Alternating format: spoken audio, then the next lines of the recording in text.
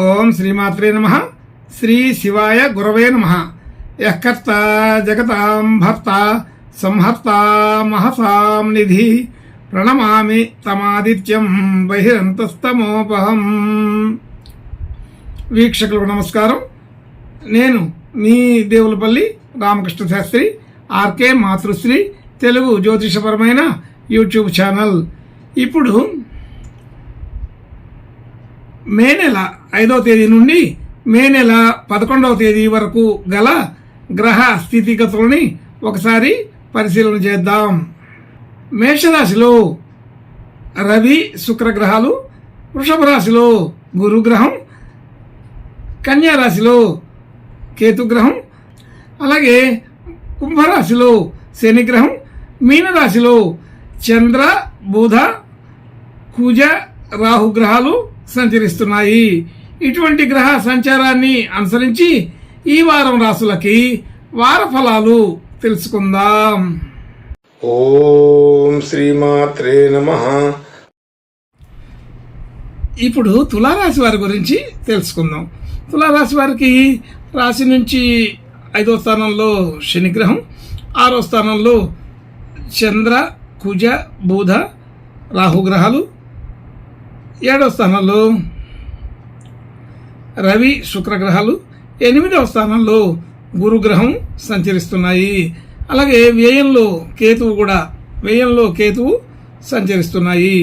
ఇటువంటి గ్రహ స్థితిని అనుసరించి ఈ వారం ఈ తులారాశి వారికి కొంత మధ్యస్థమైన ఫలితాలు అయినప్పటికీ కొంత శుభాధిక్యత కూడా కనబడుతుంది. అయితే రవి శుక్రగ్రహాలు ఈ రాశిని వీక్షించటం వలన అది మంచి అనుకూలమైన స్థితిగానే చెప్పవచ్చు. ఉచ్చ స్థాయిలో ఉన్న రవి ఏకాదశాధిపతి,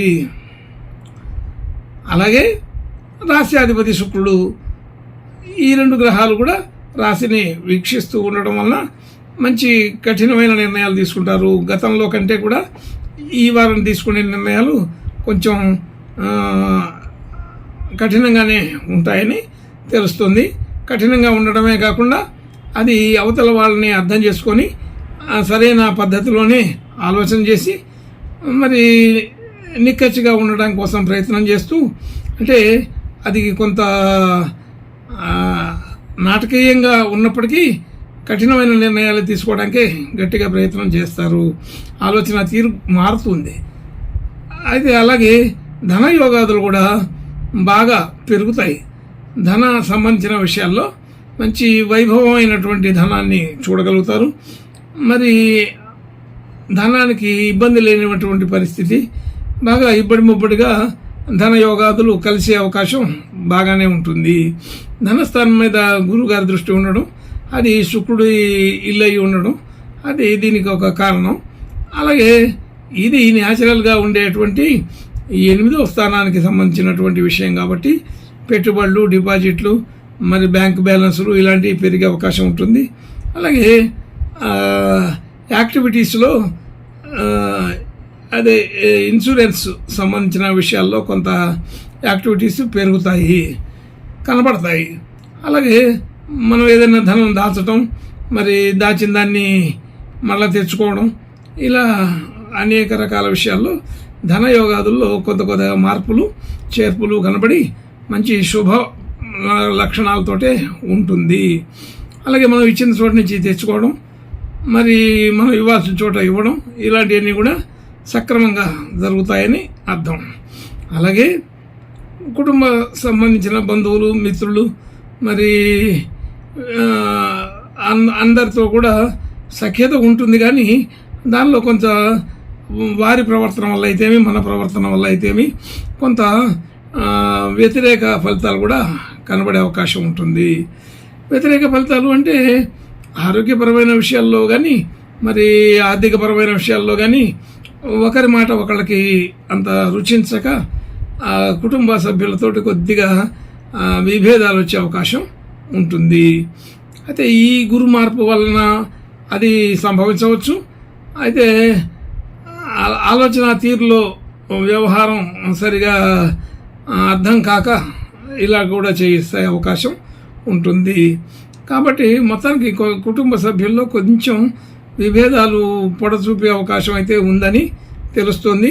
అది మరీ బాహిర్గతంగా డైరెక్ట్గా విభేదాలు కొట్లాటల్లాగా ఉండదు. కానీ ఆలోచన తీరు ఆలోచన తీరులో వచ్చే తేడా వల్ల ఇట్లాంటి పరిస్థితి కనబడుతుంది. అయితే ఎవరికి వాళ్ళకే ఇలాంటి స్థితి అర్థమవుతుంది.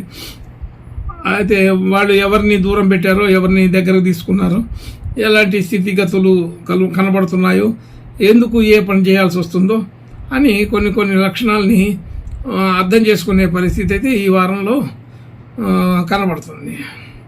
అలాగే గృహ వాహన యోగాదులు చాలా బాగున్నాయి. దానిపైన కూడా గురుగారి దృష్టి ఉంది. అది కొంత అనుకూల పడుతూనే దానిలో కొంత చేసిన పనులు మళ్ళా చేయడం, ఎక్కడో చోట చిన్న ఇబ్బందులు రావడం, అలాగే గృహ సంబంధించిన వాహన సంబంధించిన విషయాల్లో ఒక్కొక్క పర్యాయం అది నచ్చక, ఒక్కొక్క పర్యాయం బాగా నచ్చినట్టుగాను అనిపిస్తుంటుంది. ఎక్కడో చోట మనసులో అశాంతి అనేది ఈ గృహ సంబంధించిన విషయాల్లో కనబడుతుంటుంది. అలాగే వాహన సంబంధించిన విషయంలో కూడా కొంత ఇబ్బందులు ఉంటాయి. అయితే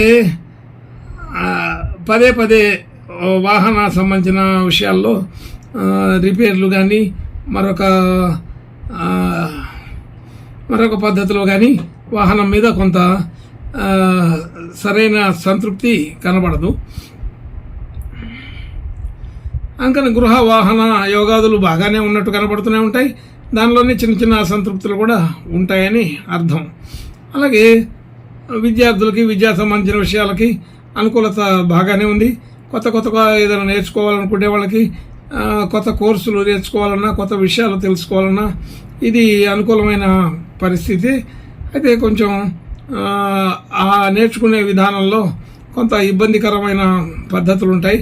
అంటే ఆ టైం మెయింటెనెన్స్ కానీ, లేదంటే ఆ చెప్పే వాళ్ళ యొక్క మానసిక, అంటే వాళ్ళ మనసు మన మనసుకి సరిపడే స్థితి ఉండి లేకపోవటం అనేది కానీ కొంత కష్టంగా ఉంటూనే నేర్చుకోవాల్సి వస్తుంది.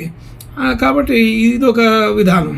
కొత్త కోర్సులు, కొత్త విషయాలు తెలుసుకోవాలంటే కొంచెం ఇబ్బంది పడుతూ కష్టపడుతూనే నేర్చుకోవాల్సిన పరిస్థితి ఉందని అర్థం. అయితే అంత కష్టపడి అంటే మనం తప్పనిసరిగా చేయగలము అనే నమ్మకంతో ఉన్నప్పటికీ అది ఎర్లీ అవర్స్లోనో లేకపోతే మనకి కుదరని సమయంలోనో అలాంటి విషయాలని వస్తూ ఉంటాయి. కాబట్టి అక్కడ కొంత ఇబ్బంది పడుతూనే పూర్తి చేయవలసిన పరిస్థితి ఉంటుంది. అలాగే రుణ భారాన్ని తగ్గించుకోగలుగుతారు. తగ్గించుకుంటూనే అదే సమయంలో మళ్ళీ కొత్త రుణాలు చేసే అవకాశం కూడా ఉంటుంది.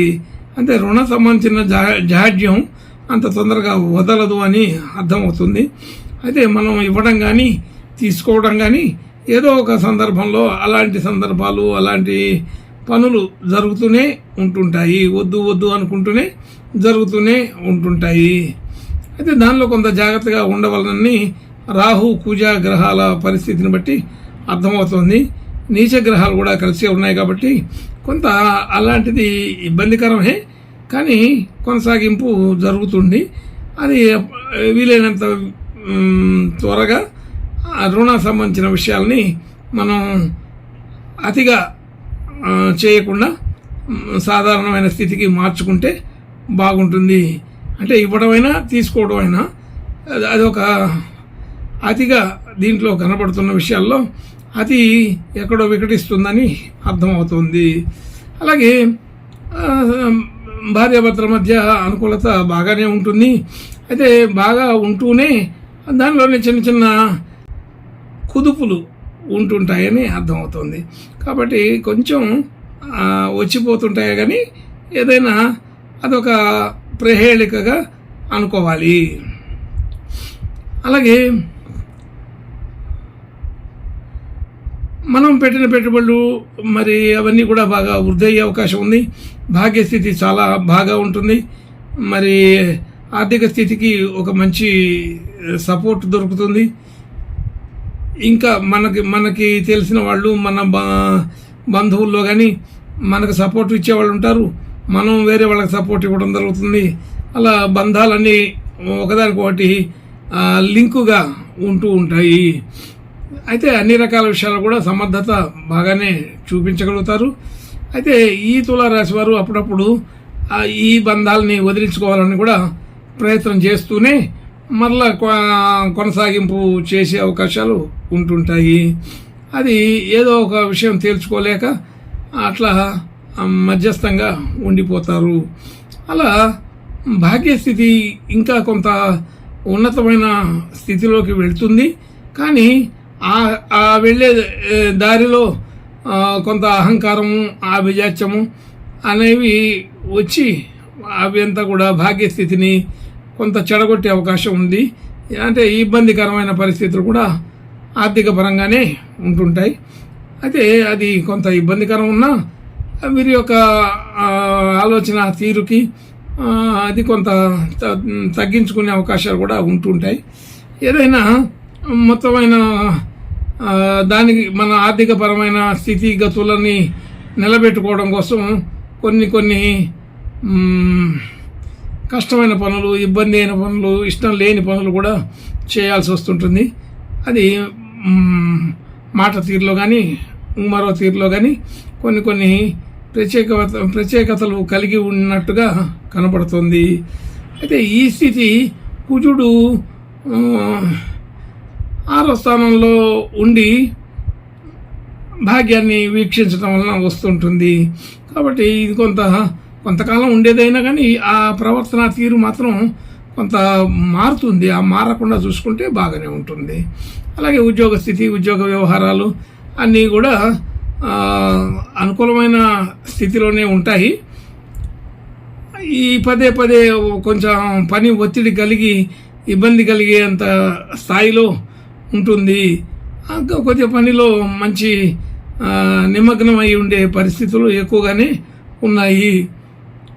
అనుకూలపడే పరిస్థితులు, ఆర్థికపరమైన పరిస్థితులు పెరుగుతుంటాయి. మరి అలాగే పని ఒత్తిడి కూడా పెరుగుతుంటుంది. కొంచెం జాగ్రత్తగా ఆలోచన చేసుకుంటూ జాగ్రత్తగా డీల్ చేయాల్సిన పరిస్థితులు చాలా ఉంటుంటాయి. అయితే ఇది 10 మందిని అంటే మెయింటైన్ చేయడం అంటే వాళ్ళ సహాయ సహకారాలు తీసుకుంటూ ముందుకు వెళ్లాల్సిన పరిస్థితి ఉంటుంది. అలాంటి స్థితిగతుల్లో ఒక్కోసారి అవతల వ్యక్తుల ద్వారా ఇబ్బందులు కూడా వస్తుంటాయి. కొంచెం జాగ్రత్తగా ఉంటే అది అనుభవాన్ని బట్టి ఇవన్నీ సరి చేసుకోగలుగుతారని తెలుస్తుంది. ఉద్యోగ స్థితిలో మాత్రం కొంచెం గట్టిగానే ఉంటూనే మరి ఉద్యోగమైనా, వ్యాపారమైనా, వృత్తిపరమైన విషయాలైనా వాళ్ళ స్థాయిని దాటి కూడా ఆలోచన చేయాల్సిన పరిస్థితి ఉంటుంటాయి. అయితే ఆ స్థాయిలోనే కొంత చిన్న మాటలు పడే అవకాశం కూడా ఉంటుంటుంది. ఏదైనా సరే ఇవన్నీ కూడా దాటేసుకొనే పోతారు. మరి స్టాండర్డ్ విలువలతోటే ఉండటానికి ప్రయత్నం చేస్తారు. అయినా అప్పుడప్పుడు కొన్ని తప్పనిసరి పరిస్థితుల్లో వచ్చిపోతుంటాయి. అలాగే మనం చేసిన పనికి గుర్తింపు వస్తుంది, గౌరవం కలుగుతుంది. అలాగే దానివలన మనకు కొంత ఇబ్బందికరమైన వాతావరణం కూడా చూడవచ్చు. అలాగే ఆర్థికపరమైన ఖర్చులు, వ్యవహారాలన్నీ కూడా గౌరవప్రదంగానే జరుగుతాయి. అంతేకాకుండా కొంత వైభవంగా అతిగానే ఖర్చులు ఉంటాయి. కొంత ఇబ్బంది అనేది ఏమి ఉండదు. కానీ కాకపోతే ఆర్థికపరమైన ఖర్చులలో మన వైభవం కనబడుతుంటుంది, ఒక ప్రత్యేకత కనబడుతుంటుంది. అయితే సాధారణమైన ఖర్చుల కంటే కొద్దిగా అతిగానే కనబడుతుంటాయి. అయితే ఆదాయం బాగానే ఉంటుంది, ఖర్చులు బాగానే ఉంటాయని తెలుస్తుంది. ఇంకా మంచి శుభ లక్షణాలు కలగడం కోసం ఈ తులారాశి వారు ఈ వారం దత్తాత్రేయ స్వామి ప్రార్థన నమస్కారాలు చేసుకుంటే బాగుంటుందని తెలుస్తోంది. శుభం భూయాత్. ఓం శ్రీమాత్రే నమః.